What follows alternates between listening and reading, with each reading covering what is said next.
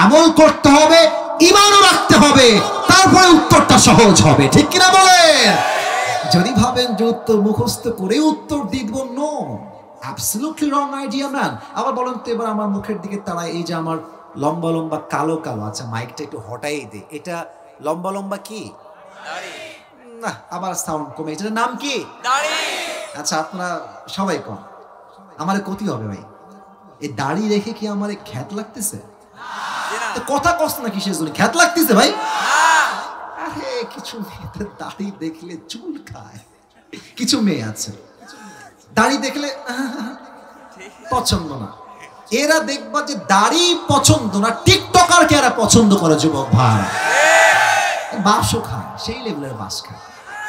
কারণ যে টিকটকার, যার চরিত্র খারাপ, যে গাঞ্জা খাইয়াই কুল পায় না, ও তো নিজের মূল্য নিজেই বুঝে না, তার বইয়ের মূল্য বুঝবে কেমন করে? যশোরের ভাইরা আমার, ঠিক কিনা বলে? এবার বলেন, যেই মেয়েরা দাড়ি রেখে পছন্দ করতে চায় না, তুমি কি বলবা? তোমার চিন্তা কি হওয়া উচিত? একটু মেসেজটা দিয়ে দিই, বলবা যে আপনার পছন্দ হচ্ছে না আমাকে? না, বলবা আপনি আমাকে কি পছন্দ করবেন? আপনার মতো চরিত্রহীন মেয়েকে তো আমি নিজেই বিয়ে করব না। আরে যেই মেয়ে আমাকে দাড়ির জন্য বিয়ে করতে চায় না, সেই মেয়ে আমার বউ হওয়ারই তো যোগ্যতা রাখে না। যুবক ভাই আমার, ঠিক কিনা বলো? এবার বলেন তো সবাই, আবার নবীর মুখে লম্বা লম্বা চাপ দাড়ি ছিল কি ছিল না? জোরে বলেন, ছিল কি ছিল না? আমার নবীর মতো সুন্দরে আল্লাহর জমিনে দ্বিতীয় আর কেউ কি হতে পারে? যাদের চেয়ে সুন্দর তুমি, নবী আমার কামলিওয়ালা, দো জাহানের বাদশাহ তুমি, প্যারা নবী সাল্লে আলা, দো জাহানের বাদশাহ তুমি, প্যারা নবী সাল্লে আলা, যাদের চেয়ে সুন্দর তুমি, নবী আমার কামলিওয়ালা। সুবহানাল্লাহ পড়বেন না তো সবাই? 2 নাম্বার প্রশ্ন শেষ। 3 নাম্বার, ওয়ামা দীনুক, আমাদের ধর্মের নাম কি? বলেন, বুক ফুলায়। আরে মিয়া গর্ব নিয়ে, আমাদের ধর্মের নাম কি? ইসলাম আমাদের ধর্ম, বিধায় তো আমরা মারামারি করতে চাই না। ভারত ভাবতেছে যে ডক্টর ইউনূস সাহেব একটু লেদা বেদা মানুষ, নম্রভদ্র মানুষ, ব্যাংকের এফডি মানুষ, আরে বাংলাদেশকে শেষ করে ফেলবো। আর ওই যে হকার সাংবাদিক একটা আছে, বাংলাদেশ থাকবে না বেটা, তুই বাংলাদেশে আয় না, এই দেশের 1 ইঞ্চি মাটি আমার কলিজার তাজা বুকের রক্ত দিয়ে স্বাধীন করা মাটি। যুবক বাবারা, চট্টগ্রাম নিবা তোমরা, আসো না, এমন একটা যুদ্ধ হবে, এর নাম হচ্ছে গজওয়ায়ে হিন্দ। হিন্দুস্তানের সঙ্গে যুদ্ধ হবে, তবে সেই যুদ্ধে কাফেরদের বিজয় হবে না, মুসলমানরা বিজয় অর্জন করে আনবে। যুবক ভাইরা আমার, ঠিক কিনা বলো? আমরা মুসলমান, তবে হ্যাঁ, স্বামীর কাছে বউ গেলে স্বামীর শক্তিও বেড়ে যায়, বউয়ের শক্তিও বেড়ে যায়। যুবক ভাইরা, উনি ওখানে গিয়ে মাঝে মাঝে অডিও কল পাঠান, কি যে আমি চট করে ঢুকে যাব, চট করে আমি চলে আসবো। আর আমরা বলি একটা কথা, 5 আগস্টের সকালবেলা, বলে আসতো তাই বলছি, মানে মাথায় আসতো তাই বলছি, 5 আগস্টের সকালবেলা ওনার হাতে র্যাব ছিল, বিডিআর ছিল, আর্মি ছিল, এয়ারফোর্স ছিল, ল্যান্ড ফোর্স ছিল, পুলিশ ছিল, তথা কথিত গুন্ডালিক বাহিনীও তার হাতে ছিল। এত কিছু দিয়েও তো আপনি ক্ষমতার গদি ধরে রাখতে পারলেন না, ওই মামুর বাড়ি দিল্লি আপনাকে ভাগতে হলো। আর আপনি ওখান থেকে ইসকন দিয়ে সাম্প্রদায়িক দাঙ্গা লাগাই দিয়ে আবার চট করে ঢুকে স্বৈরাচারী করবেন। আর যশোরের মানুষকে আমরা বসে বসে আঙ্গুল চুষবো নাকি? যুবক ভাইরা আমার, স্পষ্ট পয়গাম যশোরের ভাইরা আমার, আগামীতে নির্বাচন হবে, তবে কোন স্বৈরাচার দেশের ক্ষমতার মসনদে বসতে পারবে না। যুবক ভাইরা, আগামীতে কারা বসবে? আগামীতে সেই দল বসবে যেই দল আল্লাহর জমিনে আল্লাহর দ্বীনকে কায়েম করতে চায়। আগামীতে সেই দল ক্ষমতায় বসবে যেই দলের লিডার প্রধানমন্ত্রী হওয়ার যোগ্যতাও রাখে, আবার জাতীয় মসজিদ বাইতুল মুকাররমে দাঁড়িয়ে জুমার খুতবা দেওয়ার যোগ্যতা রাখে। যশোরের ভাইরা আমার, আর যদি কোনো ষড়যন্ত্র করে, আর যদি কোনো প্ল্যান করে, সাজিশ করে কোন স্বৈরাচারকে দেশের মসনদে বসাবার কোন প্ল্যান করা হয়, আগামীতে এমন একটা দুর্বার গইত আন্দোলন হবে, যেই আন্দোলনে শহীদ হওয়ার জন্য একটা শহীদ আবু সাঈদ নয়, এই যশোরের জমিন থেকে হাজার হাজার শহীদ আবু সাঈদ মাথায় কাপড়ের কাপড় বেঁধে রাস্তায় নামতে বাধ্য হবে। দুহাত তুলে বলো সবাই ঠিক কিনা? আল্লাহ তাআলা এই ইমাম সবাইকে দান করো, সবাই বলেন আমিন। আবার জোর কমে গেল যে বলেন সবাই নাম কি? ইসলাম। এটা হচ্ছে তিনটা উত্তর শেষ। শেষ প্রশ্ন, আরে এত উত্তর জানে কেমনে? How do you know? What is the source of your knowledge? তোমার জ্ঞানের উৎস কোথায়? দেখালাম তাও কইতে পারলে না, বলো সবাই কি না? আল্লাহ বলবে ফেরেশতা খবরদার, আর না, আর প্রশ্ন হবে না, স্টপ, থামো। এই মুহূর্তে আমার বান্দার কবরের সঙ্গে তোমরা এই মুহূর্তে জান্নাতের দরজা খুলে দাও। আমার বান্দার কবরকে তোমরা এখনই 70 গজ লম্বা করে দাও। সুবহানাল্লাহ পড়বেন না আপনারা? কবরের জীবন শুরু, এটা হচ্ছে পরকালের জীবনের প্রথম ধাপ। আমি ওয়াজ শুরু করেছি 10:35 থেকে, এখন বাজে 11:45। আপনারা কি চান আরো 15 মিনিট ওয়াজ হবে? সবাই দুই হাত তোলেন, সবাই দুই হাত তোলেন। না তাকবীর না, তাকবীর না, তাকবীর না, সবাই একটা কাশি দেন। হাত উপরে রাখেন, হাত উপরে রাখেন। আমি একটা ওয়াদা করাবো, যশোরের ভাইয়ারা, আমি খুলনার ছেলে, আমি আপনাদেরই ছেলে, আপনারা আমাকে একটা ওয়াদা দেন। বলেন সবাই, যুবক মুরব্বী সবাই বলেন, সবাই বাঘের মতো বলেন সবাই হুজুর। এটা বাঘের সাউন্ড হইল? বলেন সবাই হুজুর। আমরা যশোরের সন্তান, আপনাকে ওয়াদা দিলাম, আমরা কেউ দোয়া না করে উঠে যাব না। এই হাত দেখতে চাই, I would like to see your 2 hands. আমি দুইটা হাত দেখতে চাই, উঠে যাব না। এবার দিল থেকে সবাই বলেন ইনশাআল্লাহ। আগামী 15 মিনিটে কেউ যদি উঠে যায়, আমার কথা নয়, আল্লাহর হাবিবের কথা, লা ঈমান লাহ লিমান লা আমান লাহ। যার কথা ঠিক নাই তার ঈমানের ঠিক নাই, ঠিক কিনা বলে? আর এখন যেটা বলবো, it is very important for all the young people, বিশেষ করে যারা এই টুপিটা পুরস্কার পেতে চাও, এই ওয়াজটা মনোযোগ দিয়ে শুনবা। আমার হাত দেখেন।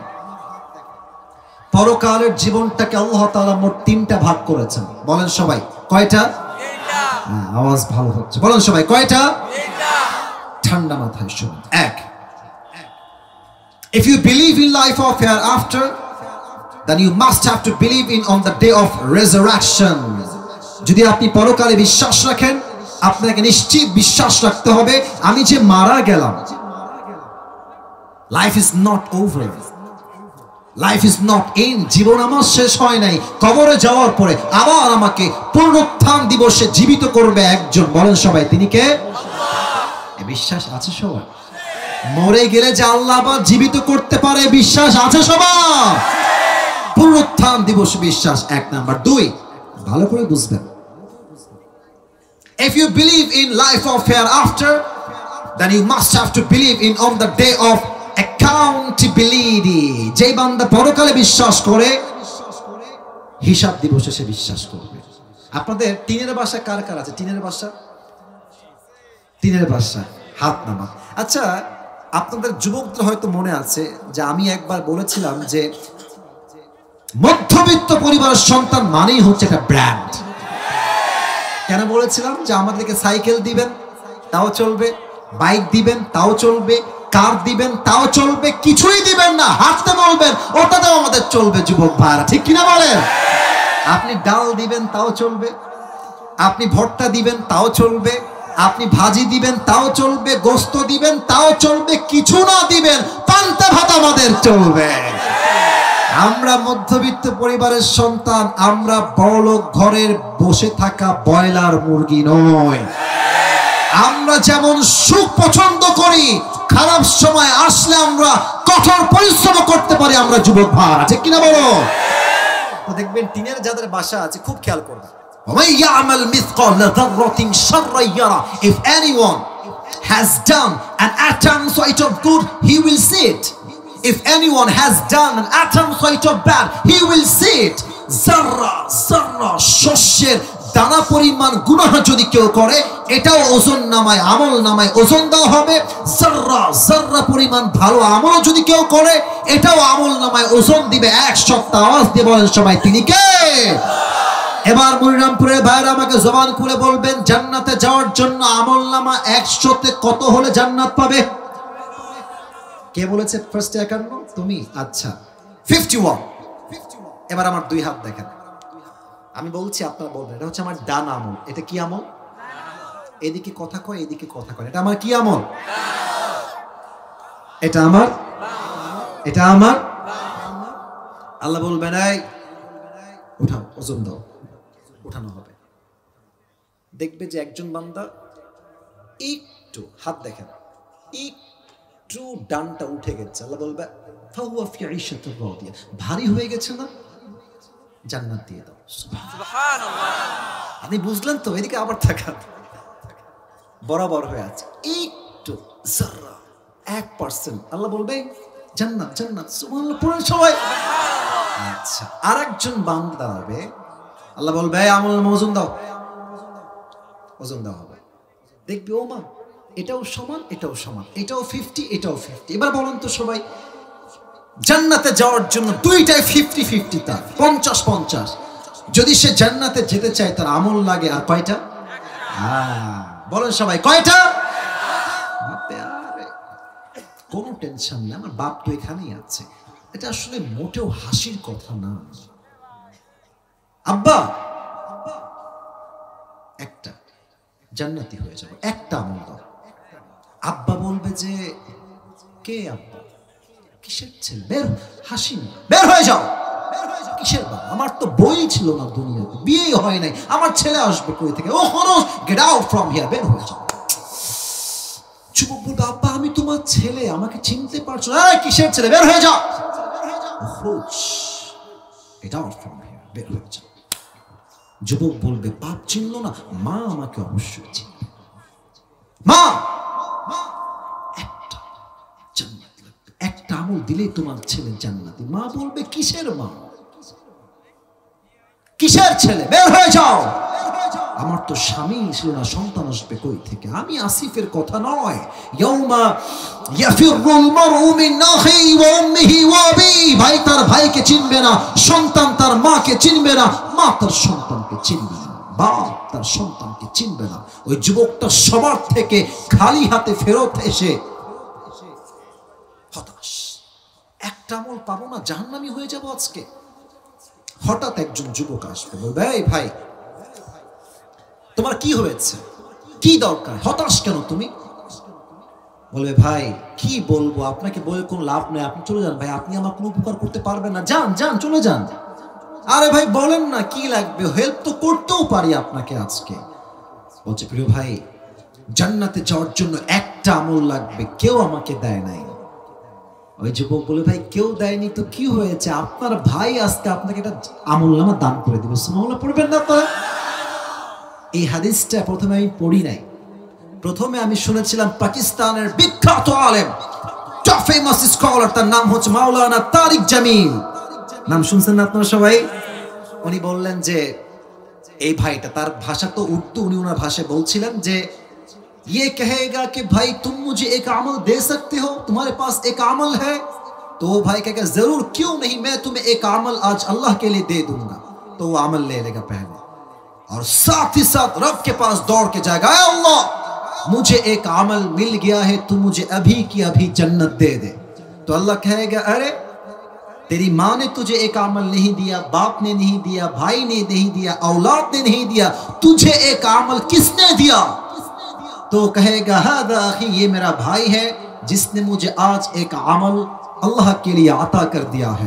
तो अल्लाह पूछेगा अरे तेरा दिमाग तो ठीक है, बाप ने एक अमल नहीं दिया, भाई ने नहीं दिया, माँ ने नहीं दिया, औलाद ने नहीं दिया, किसी ने भी नहीं दिया, तू कौन होता है एक अमल देने वाला? तो बंदा कहेगा अल्लाह मेरे पास अमल है ही बस एक अमल, मेरे पास है ही एक अमल, अगर ये है तो भी मैं जहन्नम में जाऊंगा, नहीं है फिर भी मैं जहन्नम में जाऊंगा।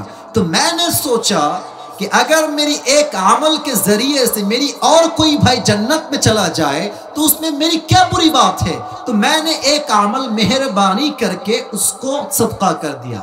अल्लाह कहेगा अरे तो मुझसे भी बड़ा मेहरबान बनना चाहता है। अनर रहमान अनर रहीम, मुझसे बड़ा शफकत वाला, मुझसे बड़ा मेहरबान और कोई नहीं हो सकता। तुझे जो एक अमल मिल गया है 51 हो गया है, तू जन्नत में चले जा, लेकिन अकेले जन्नत में मत जाना, तू भी जन्नत में जा। और जिसने तुझे एक अमल दे दिया है तू भी जा, उसे भी साथ लेकर दोनों जन्नत में चले जा। আল্লাহ বলবে কি রে তুই একটা আমল কেন দিলি? বলবে আল্লাহ আমার কাছে আছেই মাত্র একটা, ও থাকলেও আমি জাহান্নামী, না থাকলেও জাহান্নামী। তা আমি ভাবলাম যে যদি আমার ভাই আমার একটা আমল নিয়ে জান্নাতে যায়, আমার দোষ কোথায়? আমি আল্লাহ দান করে দিয়েছি, তোমার দিকে তাকায়। আল্লাহ বলবে আরে তুমি কি আমার চাইতে বেশি দয়াময় হতে চাও? তুমি কি আমার চাইতে বেশি মায়াময়? না না, আমি হলাম the most merciful, the most gracious, the most kindful Lord। আমার মতো দয়াময় মায়াময় আর কেউ নয়। তুমি যে একটা আমল পেয়ে গিয়েছো, তুমিও জান্নাতে যাও, তুমি একা যেও না। যে তোমাকে একটা আমল দান করেছে তাকে নিয়ে দুইজন একসঙ্গে জান্নাতে প্রবেশ করো। সুবহানাল্লাহ।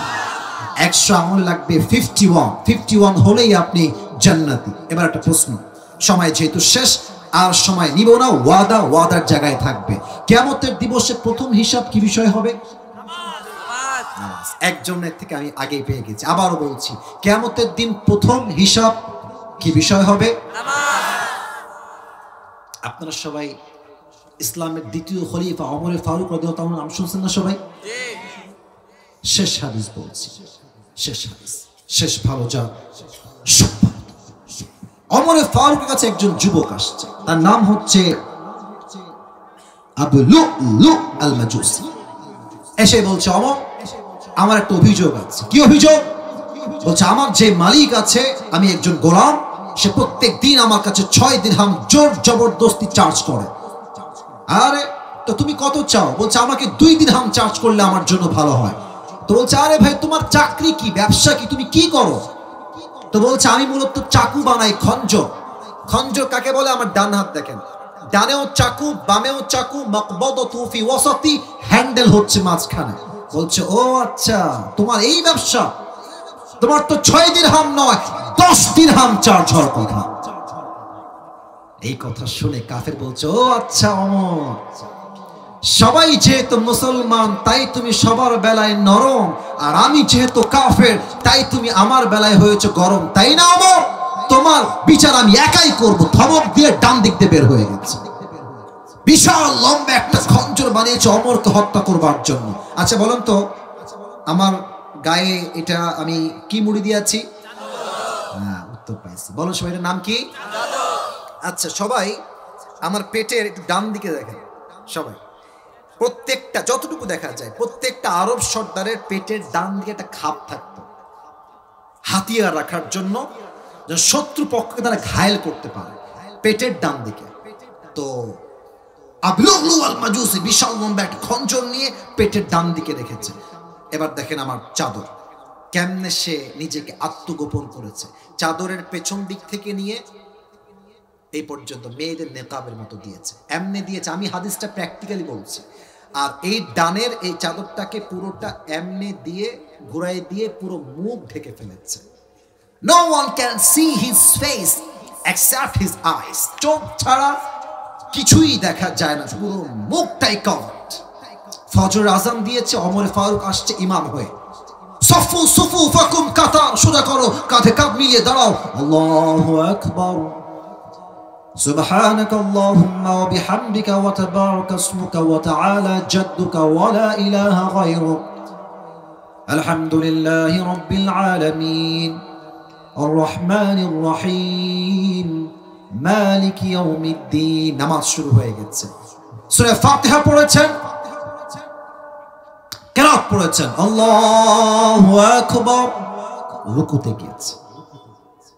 যখনই ওমর ফারুক রুকুতে গিয়েছে, পেছন থেকে আবু লু'লু আল মাজুসি চাদরটাকে এখন এভাবে ধরা ছিল তো এমনি উড়াই দিয়েছে চাদর, আর পেছন থেকে পিঠের ডান দিক থেকে খঞ্জরটা বের করে ওমরের সামনের দিকে আসছে। ওমর যখন সামিয়া আল্লাহু লিমান হামিদা, যখনই ওমর উঠে গেছে, সোজা ওমরের পেট বরাবর এমন একটা আঘাত দিয়েছে। এই পেট থেকে right to left, left to right, right to left, এমনি একবার, এমনি একবার, এমনি। তিনটা চাকুর আঘাতে ওমরের পেট কেটে নাড়ি ভুড়িগুলো সব পেট থেকে বাহিরে গল গল করে বের হয়ে গেছে। আর ওমরে ফারুক নামাজের মাঝে চিৎকার দিয়ে বলছে, কাতালানি আল কাফ, আমাকে একটা কুকুর হত্যা করেছে, কে আছে আমাকে বাঁচাও। অজ্ঞান হয়ে পড়ে গেছে। সাহাবা ইকরাম বলছে, ধরো কাফেরকে ধরো। সবাই নামাজের মাঝে ওই কাফেরকে ধরতে গেছে। আর ওই কাফের যাকে সামনে পেয়েছে তাকেই এমনে এমনে এমনে আঘাত করেছে। 7 জন সাহাবী আঘাত পেয়ে জায়গাতেই নামাজের মাঝেই শহীদ হয়ে গেছে, জায়গাতেই মারা গেছে। আর ওমরকে ধরে তারা ডান দিক নিয়ে আসছে। মদিনার সব ডাক্তাররা দৌড় দিয়ে আসছে, ওমরকে বাঁচাও, ওমর হয়তো আর বাঁচবে না। হাদিসের শেষ অংশে আছি, ওমরের 2 পিঠে 2 কাঁধে এমনে হাত দিয়ে হালকা উঠিয়েছে। এটা হচ্ছে পানির বোতল, 2 ঠোঁট এমনে হা করে মুখে পানি দিয়েছে। পানি যখন মুখ দিয়ে গেছে, গলা দিয়ে নেমে, বুক দিয়ে নেমে, পেট এতটা কেটে গেছে, গলা দিয়ে বুক দিয়ে নেমে সবগুলো পানি পেট কেটে বাইরে বের হয়ে গেছে, গল গল গল গল করে বাইরে বের হয়ে গেছে। ডাক্তাররা বলছে পানি দিয়ে কাজ হবে না, দুধ নিয়ে আসো। দুধ নিয়ে আসছে, 2 ঠোঁট ফাঁক করে দুধ দিয়েছে। দুধটা গলা দিয়ে নেমে, বুক দিয়ে নেমে, পুরো পেট কেটে সবগুলো দুধ রাস্তায় গল গল করে বের হয়ে গেছে। সাহাবীরা দেখে বুঝে গেছে ওমর হয়তো আর বাঁচবে। হঠাৎ এক সাহাবী দেখছে ওমরের ফারুকের চোখটা it's a very little bit, খুবই সামান্য হালকা খুলেছে। ওই সাহাবী দূর থেকে আসছে, মালাকা ইয়া ওমর, হে ওমর আপনার কি হয়েছে, কি লাগবে আপনার? ওমর জাস্ট ইঙ্গিত করছে, তোমার ঠোঁট কান, ঠোঁট কান, মানে তোমার কানটা আমার ঠোঁটের কাছে নিয়ে আসো। দৌড় দিয়ে কানটা ঠোঁটের কাছে নিয়েছে। আর ভাবছে হয়তোবা ওমর বলবে আমার রাষ্ট্রের সম্পদ দেখে রেখো, বউকে দেখে রেখো, সন্তান দেখে রেখো, এটাই আমার লাস্ট ওসিয়ত। না না না, যখনই কানটা বাড়িয়ে দিয়েছে ওমরে ফারুক শেষ কথা, আসাল্লান নাস, আসাল্লান নাস, আসাল্লান নাস। সন্তানের খবর লাগবে না, বউয়ের খবর লাগবে না, রাজ্যের সম্পদের খবর লাগবে না। আমি ওমরকে আমার হায়াতের শেষ মুহূর্তে একটা খবর দাও, আমি অজ্ঞান হওয়ার পর যেই নামাজের ইমাম আমি ওমর ছিলাম, ওই নামাজটা জামাতে আদায় হয়েছে কিনা। আপনি বুঝেন নামাজ কাকে বলে? আপনি বুঝেন? আজান হচ্ছে মসজিদে, আমি কি বলবো, আমার কলিজায় আঘাত লাগে। নামাজ হচ্ছে মসজিদে, আজান হচ্ছে, যুবকরা মাঠে দাঁড়িয়ে কেউ ক্রিকেট খেলছে, কেউ ফুটবল খেলছে, আবার কেউ কেউ আজান হচ্ছে মোড়ে মোড়ে দাঁড়িয়ে টিকটক চালাচ্ছে, টিকটক ভিডিও মেক করছে, আবার কেউ কেউ আজান চলাকালীন পাবজি এবং ফ্রি ফায়ার খেলছে। এটা কোন মুসলমান ঘরের সন্তান? ওমর ফারুক দুনিয়াতে জান্নাতে টিকিট পেয়েছে, মৃত্যুর শেষ মুহূর্তে নামাজের কথা ভুলে যায় নাই। That is the main message and that is the last message for all the people those who are here. শেষ কথা একটা, মুসলমান হয়ে যদি নামাজি না হতে পারি, মুসলমান হওয়ার চাইতে হিন্দু হওয়াই ভালো, ঠিক কি না?